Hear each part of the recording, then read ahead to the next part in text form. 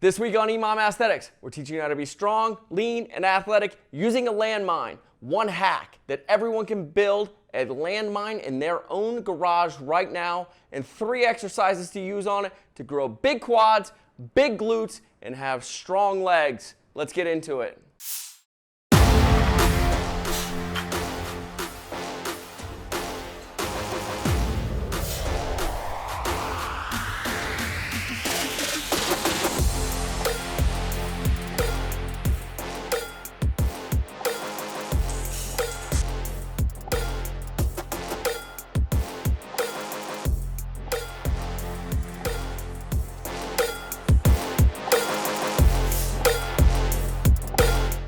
This week on EMOM Aesthetics, I'm holding on to a shoe. We're going to build a landmine without having a landmine, and we're going to teach you 3 exercises that you can use right now to build bigger quads, bigger glutes, have a better squat, and do it more safely, efficiently, and effectively.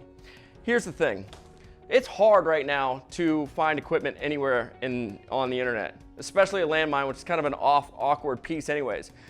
But what we see a lot of times when we're working with people is doing a back squat or a front squat, phenomenal exercise. We're not trying to be anti-back squat or anti-front squat or anti-any squatting, but we notice there's a lot of limitations when it comes to mobility. A lot of times people just struggle having the mobility and stability in their hips to be able to get all the way down below parallel, stand all the way back up, and actually use the musculature that they're supposed to be using to perform the movement. The landmine can be a phenomenal tool for that. But when we talk about some of these deficiencies that we see, a lot of times when you say send your hips back, what that means to people is that their chest comes forward and then they try and sit down.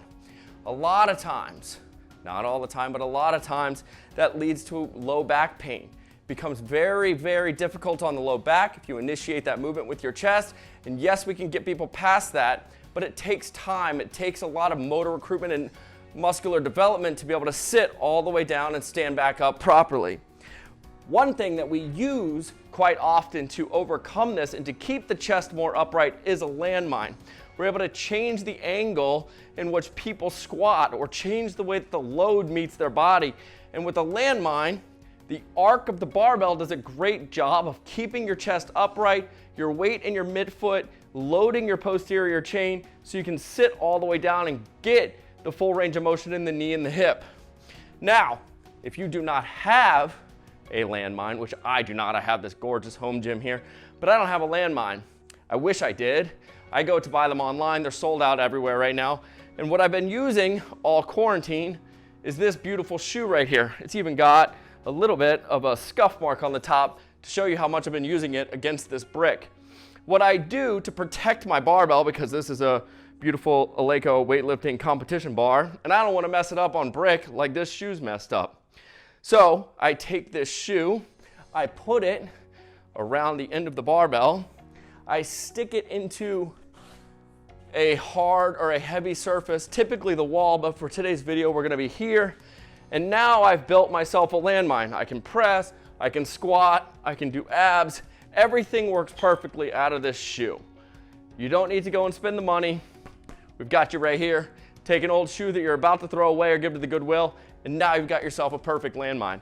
But the 3 exercises we're going to talk today about, we're going to talk about the standard squat, we're going to talk about the hack squat and some of the benefits that get into the hack squat, why we do it, how you set it up on the landmine, and then we're going to talk about the Cossack squat, in which we work on getting a little bit of lateral movement and working in that frontal plane, as well as increasing mobility and just moving in ways that we aren't generally moving in a gym. The very first one that we're going to do is going to be the standard landmine squat. We're going to put this 45 on the bound, and when you get into dealing with the landmine, we really want to focus on movement patterns here. Yes, the weight is important, but we probably don't need to be super concerned with top end strength. This is a great way to get strong, adding mechanical tension, adding muscular stress. You can add some tempos to break muscle tissue down. It's all phenomenal. It's all going to work. But when we're doing squats with the landmine, one of the biggest challenges is that we have to get it up to our chest. That means you're going to be awkwardly cleaning something that wasn't really meant to be cleaned in that way anyways. So total weight, we don't worry about. Yes, we want it to be heavy. Yes, we want you to get strong, but do it safely and efficiently. As we clean this thing up to our chest, you'll notice that because the bar is here, it's going to be sweeping back into me as I go down. And what that does is it forces me back. It forces my chest to be tall, and I have a nice counterbalance in the front half of my body here. There's no reason for me here to be bent over in the way that we just showed the back squat earlier with that very forward, good morning looking movement. So we can sit all the way down. It's front loaded, so I don't have that bad back movement. It takes a ton of pressure off your low back, and we can get people moving, squatting, working their quads, working that full range of motion in their knee much easier by having this implement, this landmine situation, because of the way that the bar is loaded and the arc of the barbell to keep your chest high. The second piece we want to think about is called a hack squat. Now, a hack squat is going to be a little different. I'm going to rotate this around. This is going to go into the wall here. And when we have the hack squat, we're going to be cleaning it up onto our traps. Now, if you want to see how a hack squat really is beneficial, it's because we get a ton of extra quad development in here just by the angle at which we're pressing. So we're not just going to stand up. We're not just working on knee flexion and extension. We're also going to be pushing back on the bar because our feet are going to be so far in front of us for this movement. So what this looks like, we clean, it goes onto our shoulders. Our feet are going to be in front of us. We're going to be leaning back into the weights, and now we can get a super deep knee flexion. I'm bottomed out. This is as far as I go. I've got calves and hamstrings touching each other. Everything's turned on. Knees are out. Knees are over the toes, so we know that we're maximizing the knee flexion position here, and we can drive and stand back up. When we get to the top, you'll notice that it's almost all quad when we go to stand up for that knee flexion piece, or knee extension. All the way down and all the way back up. All the way down and all the way back up here. I love using the hack squat and I love using anything on the landmine as an awesome accessory to the front squat, back squat. One thing that is you want to be aware of once you start to load this up, you want to stay in higher rep ranges just because we have this set up. We're not going to have a ton of weight on it. So ideally, we're able to get to a heavy clean in which you would get it to your forehead or to your traps. And then from there, somewhere in that 8 to 15 rep range, we should be able to clean enough weight where 8 to 15 is a very good number. Somewhere RPE, perceived exertion of like a 7.5 to 8.5. If for some reason you only want to put 145 on there and get into the 25, 30 rep range, awesome. It's just really unnecessary, and you should be able to clean more safely. The third one that we want to talk about, we're going to wheel this thing back around, stick it in the corner here, is the Cossack Squat. And the reason we love the Cossack Squat so much with the landmine is all the things from before with the standard squat, in which we are keeping our upright torso, really good knee flexion, bars loaded in the front half, so we have something to hold on to and keep us from falling backwards.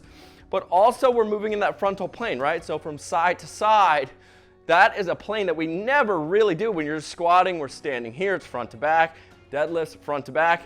But when we start to add lateral movement in there, now we're starting to dig deeper. We have to have a big stretch in the groin, and we're just working in a plane that we aren't normally working in. What I like to see when we're doing these Cossack squats is cleaning it up to the chest position. And if your standard squat is just outside your shoulder, feet out just outside your shoulders, we're gonna go take about a half step out. And from there, it's the same movement. Hips come back, all the way down, drive back up. Hips back, down, drive back up. You'll notice there's a massive amount of flexibility needed to be able to get to a full range of motion as you move side to side. And the same thing that we want to think about for the rep ranges, which is going to be in that 8 to 15 rep range. Ideally, we're doing that on each side, but that turns into a massive, massive amount of work if you're hitting 15 on each side. So the awkwardness and the fact that you probably don't train in the frontal plane that often is really going to lend itself to being more in that 8. And if you knock it down to a 6 because you're doing 12 total, that's okay too. Just 8's a sweet spot for hypertrophy. When we're doing these, make sure that hip tracks back first. It's really easy to lead with the barbell and start to get off balance, in which you would be sitting here, and then we move here first, and that's going to put a ton of strain. So your hips initiate the movement as you go down and up. EMOM Aesthetics is in the description. You can save 10% using the code Shrugged. Make sure you click the link. It's the most efficient, effective program for busy people that want to get jacked, lean, and athletic without spending 60 to 90 minutes a day in the gym.